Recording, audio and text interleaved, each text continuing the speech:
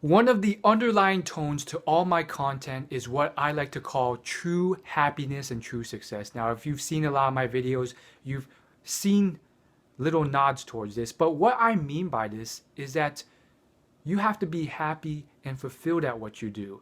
And there's a huge epidemic right now, which is why this is one of the big themes. There's a huge epidemic in modern society where so many tens of thousands of people, they believe that they need money, reputation, fame, status in order to achieve happiness.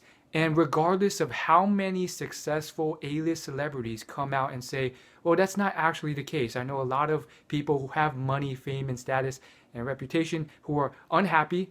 There's still tens of millions of people who are still, believing this. And why is this the case? Well, one of the reasons is because there's just new young people who don't know any better. And there's certain elements of modern society, especially with social media, that sort of perpetuate this belief.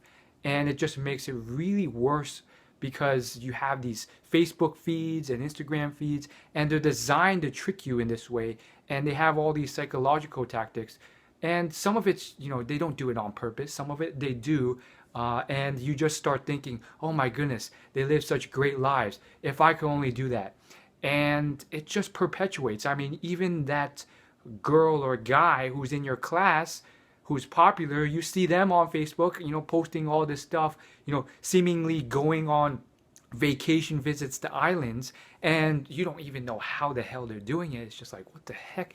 How do the heck are they rich or something? How the heck are they able to do that? But the point is, you just get so unhappy. So first off, I'm going to show right now a couple videos of right now relevant, current, modern A-list celebrities who have come forth and realized this after they have finally achieved it. And sometimes the best remedy is the hard way. So you could, at the end of watching this video, again, a lot of people probably have already clicked off, but I'm just trying my best to spread this message as much as I can. A lot of you, even after watching this video, some deep down part of you might still be thinking, is that really true? Does that really matter? Maybe I just don't believe it until I actually experience it. And if that's for you, go ahead. Sometimes that may be for the better. You may have to experience it the hard way by achieving money and fame and status and all that stuff and realizing it's still not going to work. But maybe this will help convince you a bit. Right now, I'm going to show a real quick clip of some of the most relevant celebrities as of today. J. Cole, Russell Brand, Jay-Z. There's a Instagram model. Her name's Asana O'Neal. And she had hundreds of thousands of followers. She was making a ton of money, had this beautiful boyfriend, and was living the life, traveling on vacations. And I'm going to show you a clip where she's depressed, and then she tells you how her boyfriend is even more depressed, even though he's even more successful and has these cars. And then after those clips, I'm going to show you why this is the case based off science and all the details about that. So enjoy. Thank you for watching. When I was young, I thought that success was all I needed. That's what was going to bring the happiness. Buying my mom a house, being the fame, the accolades, having people say, yo, you are the best in the game. I thought those would be the things that would bring happiness. And then when those things came, the happiness wasn't there. And I realized why that was. There was such an attempt to achieve these things and to keep going that you lose sight of the people and the blessings that you have around you. You're so focused on the next success, the next step in your career, the next check, whatever it is, and you forget the fact that you have these things that seem small if you're looking that way. But if you look this way, you realize they're the only thing that matters, and that's your mother, that's your family, that's love. What was it like growing up in Grays? Talk a bit about your family. I'm from Grays in Essex. Grays is as it sounds. I didn't like it. I didn't feel like I fitted in. And the only way that it seemed possible that I would be happy seemed to be this kind of acquisitive, individualistic narrative. Get used to hearing that word from me. So, like, what I thought was, if you want to be happy, you've got to become a successful person, you've got to acquire stuff, you've got to have people adore you, you've got to become glamorous. Because I felt small, I felt alienated, alone, and I felt very, very powerless in Grace. Then what happened was, I then experienced the things that I was culturally indoctrinated to believe would be a kind of salvation. Fame, fortune, attention, limitless fellatio if required. And yet, salvation did not come. You know, when I went back to where I was from, when I got there, there was a sort of a sense of despair that I wasn't really prepared for. The place I'd come from had deteriorated, it had become worse. Every shop replaced by betting shops and pound shops and talk of food banks and talk of UKIP. And I thought, oh no, there is a massive despair. The alienation that I felt on a personal level is actually a social problem. And we're culturally trying to solve it in the way that I tried to solve it as an individual, by lacquering in glamour, by trying to acquire money, by consuming. So I thought, is there anything you can do about that, Russell, as a person who talks for a living? And then I thought, yeah, talk about that and then write a book about it, and then I've done it. Happiness. It's complex, right? And it's deceiving at times, you know, because people think the two equate, Yes. you know, to each other, and they don't, right? You have a lot of money. It's up, yeah. And I have a lot of happiness, but that doesn't mean that the two equate to each other. has your happiness risen at the same amount as your bank account? No, that's the thing. They don't They don't equate, or they're not tied in any way. They're not tied or, to each other. Wow. I mean, it allows you freedom and it allows you to go places where you can smile and look at the sunset and things like that. That's what you choose to do and you enjoy to do. Right. But there are a lot of people with tons of money who are unhappy because either they become a prisoner of their money, Right. or they become so consumed with getting money that they don't allow time for happiness. Right. Life is about balance, right? You have to have some type of balance. You have like time for work and it's time for play. And if you don't allow these two things to coexist, you have.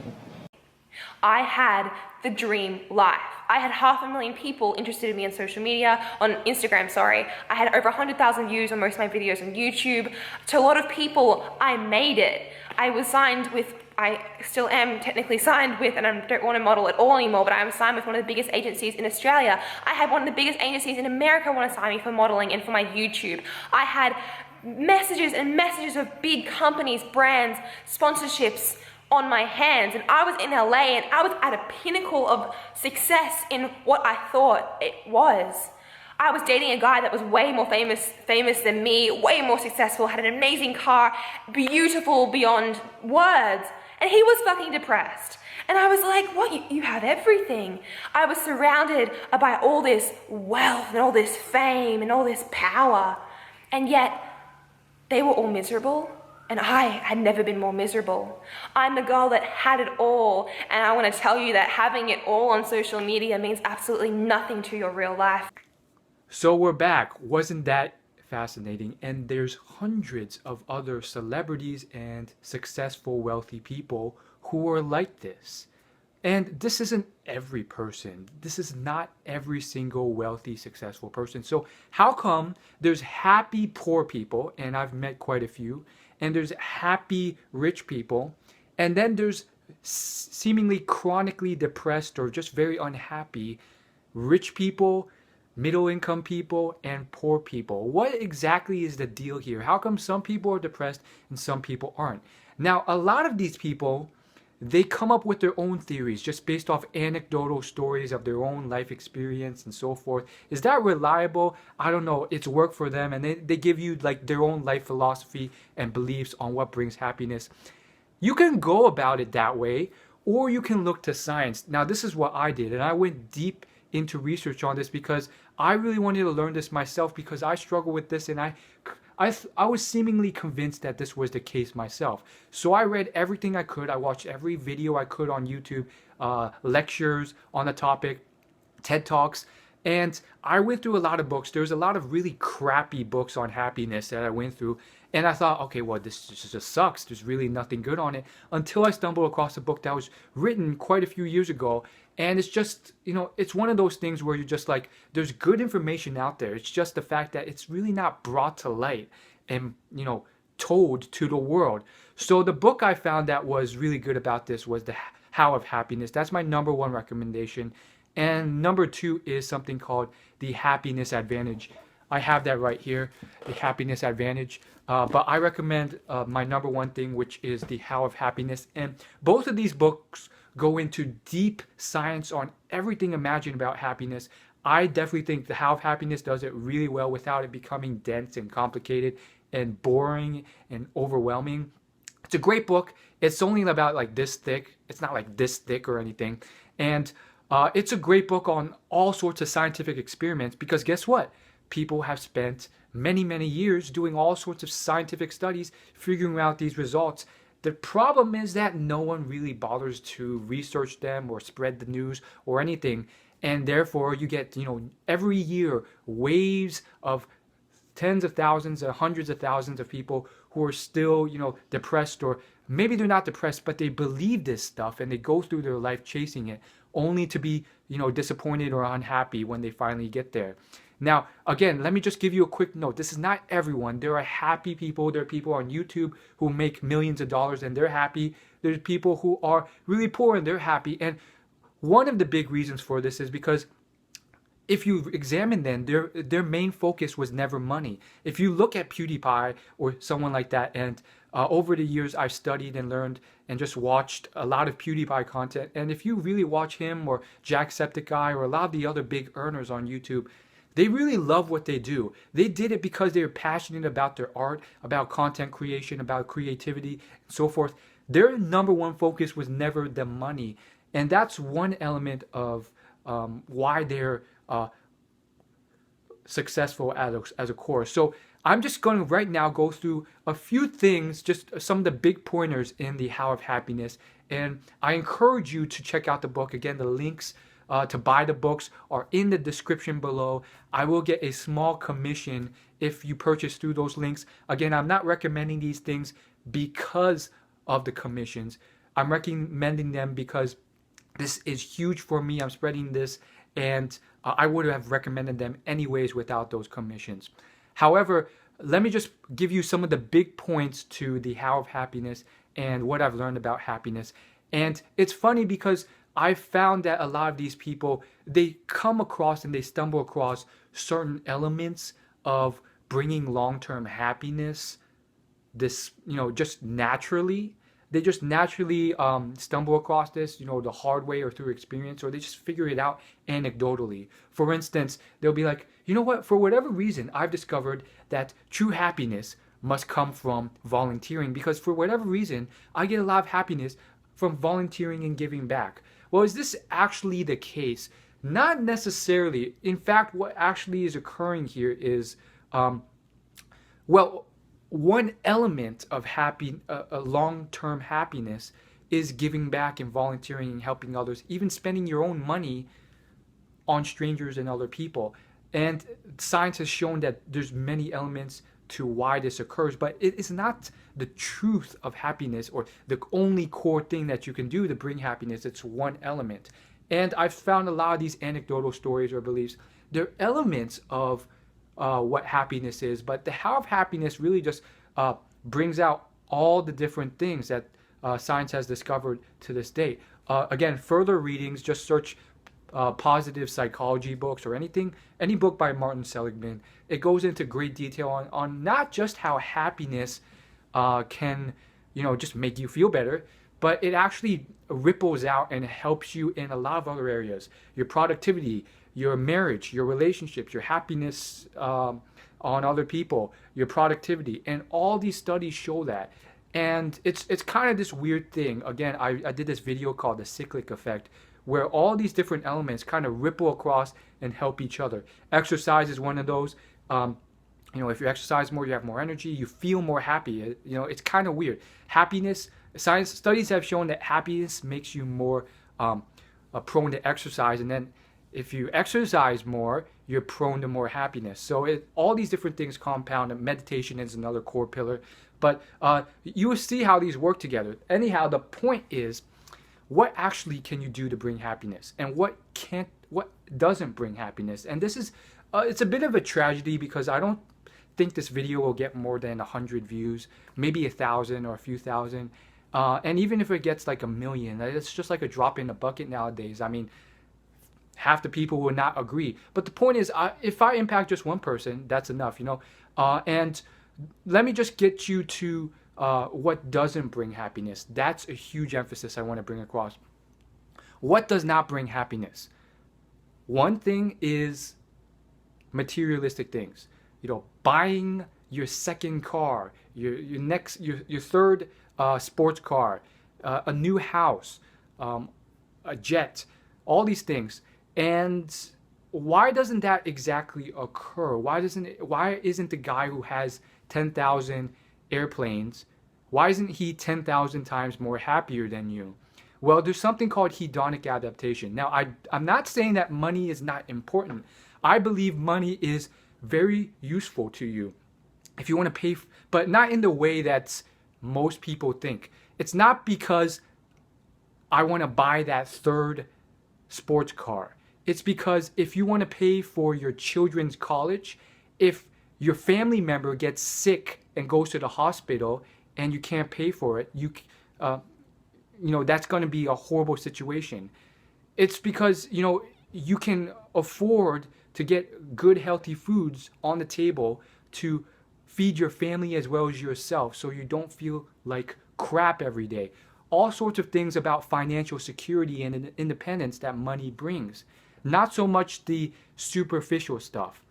So money is important, but is not because of those reasons. So why doesn't things like a new girlfriend, a hotter wife, a fancy toy, a sports car, a bigger mansion, why don't those things bring happiness? And again, I say all this because it really does kind of light me on fire, because almost every day I see it. Millionaires who, you know, for whatever reason, they didn't learn this ahead of time.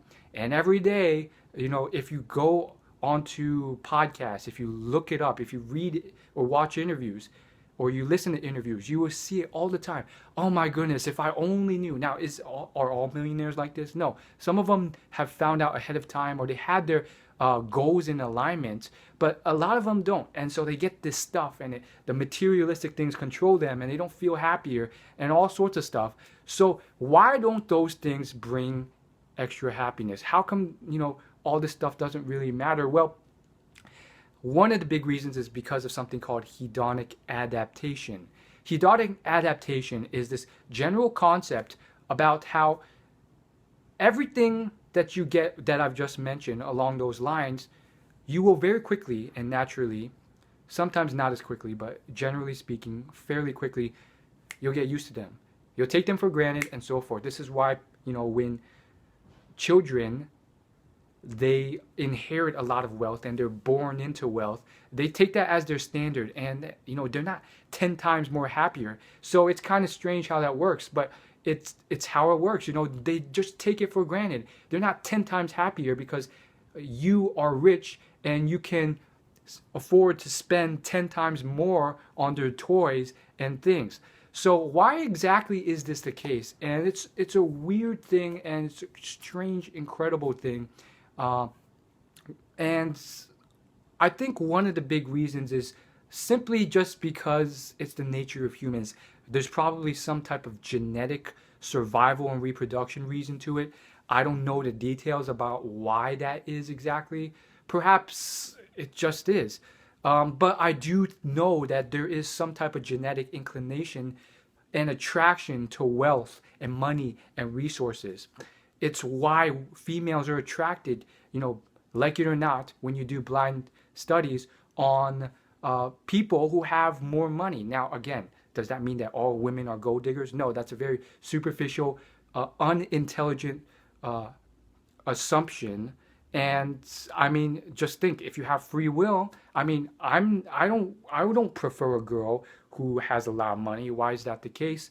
how come some girls don't prefer guys with a lot of money? Because there's so much more that matters to me at that point. Are they, intelligent? Are they good looking? Okay, that's probably not a good idea, good example, but are they intelligent? Are they a good mother? Are they a good caretaker? Do they have strong willpower? Are they, self-independent? Do they value self-improvement? Do they have things in common I can laugh about? Can they take care of me? All those things, you have that consciousness in yourself to decide, okay, I'm not going to follow what my genetics tell me to do. So again, not all women are gold diggers. And the point is that there's a number of things that you can add that will bring happiness and create long-term sustainable happiness. And these things are not simple things like, oh, I should buy a new car. So what are these things that actually bring long-term happiness? Again, the books I mentioned go into greater detail, but here are some of the many things that you can do, and you'll be surprised at these things. So one is, and you can pick and choose based off your preferences. One of them is giving back. Volunteering, go to a volunteering organization, or spending your own money or just giving to people other than yourself. There's a lot of studies and experiments and surveys done on this. Another is taking in the good, appreciating the smallest of things. This also falls in alignment with another one, so I'm going to bundle these up. Gratefulness is a great one. So you can simply be grateful for what you do, grateful for your activities, grateful for all those different elements, and those will dramatically help you as well. What else can you do? You can spend time with loved ones and family. Another one is social relationships. Having real life friends that you interact with. Again, social skills is something that can be developed. Shout out to the book, How to Make Friends and Influence People by Dale Carnegie. So studies have shown that social relationships, friends that you see on a daily basis, all these different elements add great value to your emotional resiliency, to your happiness, to your well-being, all sorts of stuff. Another is simply thinking positive rather than negative all the time. And so those are the big ones. There's more, of course, like religion. That's optional. And so all of these elements can really help you in creating happiness. Meditation is another big one, science has shown. And that one literally rewires your brain in a lot of different ways, as neuroscience has shown. So all these things can be of great benefit. And what people will be surprised to realize is that 60% of your levels of happiness are fixed in place. And that's a shocker. That means that if you're naturally depressed, you can't do anything about that 60% of it because it's in your genetics. But that still leaves 40% for you to take control of. Now, for chronically depressed and severely depressed people, that will require professional treatment and certain elements that are beyond the scope of this video. But for other people, I think there's numerous elements that can improve that 40%. Again, those are the things mentioned. And one of the biggest ones, just to wrap it all up, that I want to highlight is exercise. There's a lot of studies done on exercise, and they even did this 6-month-long study where they tracked people who took antidepressants versus those who exercised.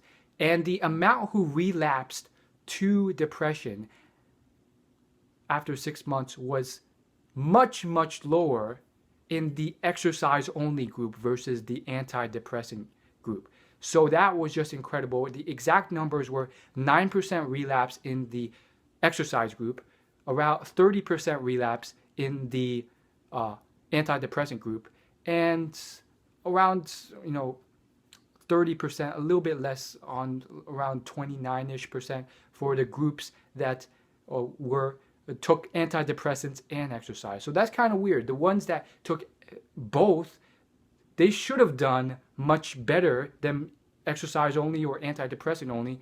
but it turns out just exercise did the best. So I find that incredible. And for whatever reason, there seems to be a lot of crappy advice from professionals, from the internet, and the first thing they'll say is just take antidepressants, just take drugs, and there's no even nod at exercise or any of these other things covered. And I think one of the reasons is, well, some of these people, they don't know any better. Some of them, they just don't, they're just doing it because it's their job and they don't love it enough to do deep research. But again, that's not everyone. There's definitely people who love this and really understand it very well and can really help. And if you need that professional help, I highly encourage it. Go check it out. But for some of you milder guys who are, you're not like depressed or anything, you just want to learn more about this to help yourself, maybe your friends, your family, your children. This is for you. So again, all these things can be wrapped up together, and you might be like, okay, oh my goodness, 60% is genetic and I can't do anything about it. I can still pump myself up with that 40%. You can still do a lot with that 40%, and it will lead to long-term happiness, not that short-term ephemeral happiness that, you know, one moment it's here, then it's gone. That's called joy. That's not happiness. So those are different elements of happiness. And I think, you know, what I found interesting is there's a lot of content online, and it's just people's anecdotal opinions on happiness. And some of it's right, some of it's completely wrong. It's just theory. And some of it's just based off their own ideas. This is based off tons of science, and that's why I think it's incredible. Again, go check out the links below. And more importantly than that, what I find crazy is that I think, you know, no matter how big this video gets, or it doesn't, I'm guessing it won't impact that many lives. It's scary because there will still be tons and tons of people who still believe this years to come. Millions of people, not just in English-speaking countries, but all over the world. Hispanic-speaking countries, Chinese countries, all sorts of different elements of different countries. They have these things because social media is growing in all these different areas. And you're seeing the side effects, the bad side effects of all of these different aspects right now as of today. You're seeing all sorts of horrible things occurring. You know, Asena O'Neil breaking down, quitting her modeling gig on Instagram, you know, breaking down, telling the world how she was depressed and sad and all sorts of stuff, despite living the dream, being paid by all these big brands and companies. And there's other people like Cara Delevingne. She's one of the most up-to-date, current top models of this day, with one of the largest followed Instagram accounts. And then she opens up about her unhappiness. So it's really eerie how a lot of these people, you know, they'll tell their stories and they have seemingly large impacts, and yet at the same time it just like dissipates in the wind and everyone still just clamors about this. You know, I think generally speaking, in the long run, you know, certain people will just do well regardless because they're immune to that. For whatever reason, they've stumbled into the right things that they should do to get happiness anyways. You know, they didn't do this for the money, and they didn't think fame or status would get them there, and they're not severely unhappy. But at the same time, I do think that the more this knowledge is spread, the more that whichever area and population learns about this stuff, the better they will be than other areas and populations, because they will understand this. They'll be more productive. They'll be happier.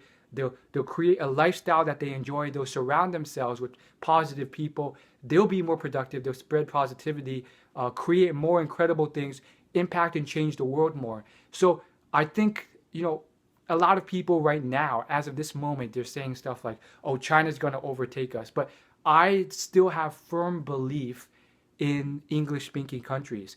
Why? Despite being Chinese, why is that the case? Well, I think it's because of this advancement in technology and the fact that you have people like me who are teaching this stuff and trying to spread the word, and those little ripples will ripple out, help, you know, small communities which will ripple out, and in the long run help them be more successful and happy and fulfilled then maybe other communities out there who unfortunately do not get this information, these scientific studies, these techniques, and then just screw around and let the social media cycle just destroy themselves.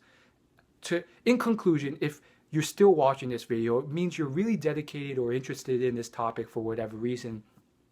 And I just want to warn you on the two big things that can really derail your happiness. These are social comparison and dwelling on things. Now, this isn't based off my own theories, although I have had a lot of experiences where it proves that this is the case. But this is based off tons of scientific studies as referenced by the How of Happiness. Again, the links are in the description of this video if you want to buy the book. But anyhow, the How of Happiness shows that one of the biggest cycles for perpetuating and increasing and exponentially growing your levels of unhappiness. And again, this is important if you're a business and you're trying to enlighten and increase the happiness and productivity of your employees, your customers, the people you're around. If you want to, if you're a speaker and you're a leader and you want to help other people, and by helping other people, they will help you further. It's helpful for a lot of different aspects. But the point is, whatever you do, avoid these two things: social comparison and dwelling on things. Now, dwelling on things is something that's partially genetic, but now that you know about it, you can start putting in things to prevent yourself from dwelling on things. Dwelling on bad things, it's very unhealthy to do so. And so if you've been noted to have these tendencies, don't do it. If something went wrong, don't dwell on it. Move on, move forward. A lot of the most successful people I've studied, Richard Branson, all these people, if they make a mistake, if they fail, okay, lesson learned. What have I learned from this? Move on. What's the next big thing? So the point is, avoid dwelling on things because they will spiral you into greater and greater levels of unhappiness, and it compounds on itself. The more you dwell on it, the unhappier you feel. Then you dwell on it even more, and then it just makes you very unhappy. Now, social comparison is sometimes even worse because now we have social media and the internet to really just heighten that level of social comparison, because now you can log on to the internet, and if you go to a Instagram feed and Facebook feed or whatever else, there's constant levels of things to compare yourself to, because there's constantly being put out stuff that really destroy your levels of well-being, because you look at this stuff on YouTube, on Facebook, or on Instagram, and you see these very attractive models, or you see your peers with all these heightened great activities that they're doing and places they're going, and it seems like they're having a great time, when in reality maybe that's just a snapshot of the best moments of their life. And for whatever reason, people like to make it seem like they're having the best time of their lives constantly, when that's not oftentimes the case. So this sort of feeds on itself, and there's, like it or not, there's people out there who they do it on purpose. Some of them are wealthy, and they will feed on that themselves, and they'll put out these pictures like they're having that lifestyle, when who knows if that's actually the case. So unfortunately that occurs, and I think it will occur in the future. It's just how it is, and regrettably it's not healthy for you. So I'm saying this because most of the content I put out on my main YouTube channel, it's usually on a better light on how I view social media. And like I always say, there's good and bad to social media. It's a double-edged sword, similar to the fact that there's good and bad to the internet. And therefore, this is one of those videos where I have to say certain things that are bad about social media that I usually don't bring up. So that's what I want to say, and I just want to conclude and end this video with a short video clip from Cara Delevingne's recent speech, she did a woman's speech, talking about her life at this women's empowerment conference. It's about a 30-minute speech, and it's an incredible story because you wouldn't expect her to come about doing this, being someone who is, one of the most followed people on various mediums of social media, and by that I mean Instagram and Twitter, and also being one of the most well-connected people in terms of A-list celebrities right now. You constantly see her in, very casual settings with some of the top A-list celebrities like Taylor Swift and the other one, the Kardashian one. Sorry, I'm not up to date with that, but you know what I'm saying. And the point of this clip is to illustrate that she has, gone through more than you would have expected. Again, you want to watch the actual full clip. Just search Cara Delevingne speech if you want the whole story. But she went through depression. She went through being really fed up with trying to please her parents because of the pressure her parents was putting on her, and that's very surprising because I can relate being Asian, but I was surprised that she, of all people, was going through these things. But more importantly, what we'll be highlighting in this clip is simply not any of those things, but the fact that she also emphasizes this whole idea, and the point and reason of her coming to that speech was to bring about this whole idea that society standards, and by society I mean Western culture, their standard for success is money and fame and status, when this isn't actually the case. And again, I highly encourage you to watch the entire speech because she also emphasizes an incredible point of how you really need to learn how to say no and not do so much, because for whatever reason, modern society, modern culture, they emphasize this whole idea of you have to work yourself to death, and money, fame, and status is what will make you successful in society standards and happy, both of which are completely wrong. And she failed at both of those. And again, if you've watched any speeches by Beyonce, she said similar stuff. It's one of those strange things where the industry will push you to work yourself to death if they get no blowback because they make more money that way. So you really have to learn to say no so that you are healthy. And she brought up a lot of her own physical ailments that came from working herself to death. So these are things that no one really teaches you. It's one of the underlying parts of my channel, that as well as financial knowledge. Again, if you want to check out my main channel, it's youtube.com/willyouLaugh. That's WILLYOULAUGH. And it's all about teaching those stuff that no one really bothers to teach in school. And some of the stuff that's actually sometimes the most important knowledge you can get in the world. And for whatever reason, Western schools, they don't teach it. So that's all I gotta say, and thanks so much for watching this video. I know if you've taken the time to watch this whole thing, it really means that you really value the right stuff. And so I'm just gonna conclude with that clip. Thanks for watching.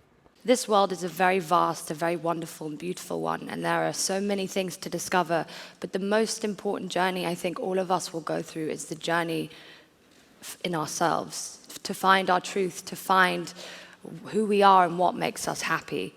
And in our culture, we are told that if we're beautiful, if we're skinny, if we're successful, famous, if we fit in, if everyone loves us, that we'll be happy. But that's not entirely true. And this is what I want to talk about, basically.